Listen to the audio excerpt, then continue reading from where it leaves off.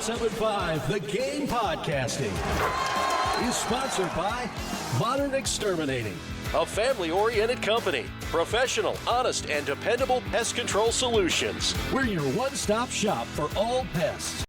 I'll be honest with y'all. I know we've seen a few, like Houston and Milwaukee, change leagues and things like that.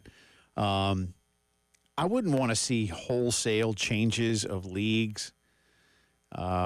I think that would not be great. I mean, here or there, perhaps. But I'll be perfectly honest with you. I'd like the Braves to continue to play the Phillies and the Mets and maybe Washington.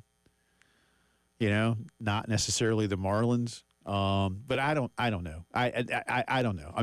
But I would not be happy if the Braves got taken away from the Phillies and the Mets, because I think those have become things. If they do, they do.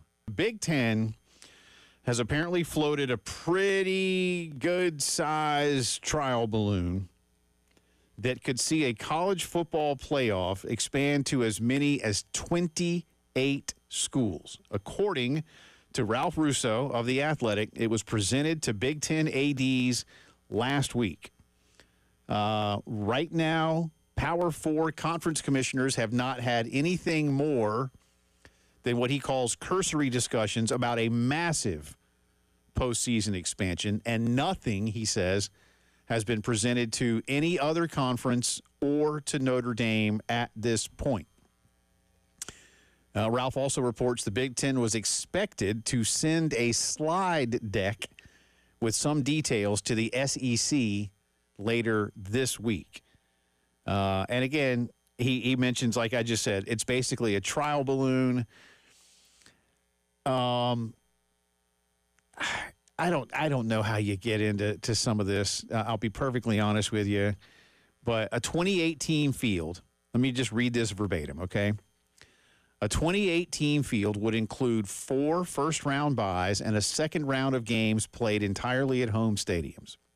A 24-team field would have 8 byes and 2 rounds of home games. First-round games could be organized to emphasize matchups between teams in different conferences. The plan would be an extension of the intra-conference play-in game idea, with matchups across conferences as play-in games. He also says a playoff this big would require restructuring of conference television deals that now include championship games, creating new broadcast inventory in return for eliminating showdowns between the league's top 2 teams. A change this significant would be difficult to put into place for 2026, even if conferences could reach an agreement over the next few months.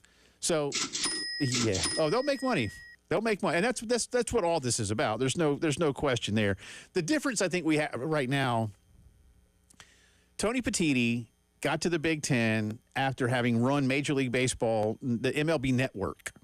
So not just working as a higher-up within the MLB structure, but literally running the television network. The point is, he's a TV guy. That's not a bad thing. They hired him for that, to be perfectly honest with you. But the point is, that's where he comes from. Greg Sankey, otherwise, is, a conference commissioner lifer. He was at the SEC for many, many years before he took over for Commissioner Mike Slive. He was at the Southland Conference before that. And this is just what Greg has done. Jim Phillips has been in collegiate administration. Brett Yormark has more of a business background in the Big 12. So there's a blend there. But Tony Petitti has basically admitted, without admitting it, if you will, that his plan for automatic qualifiers for the Big Ten is to enhance their television product.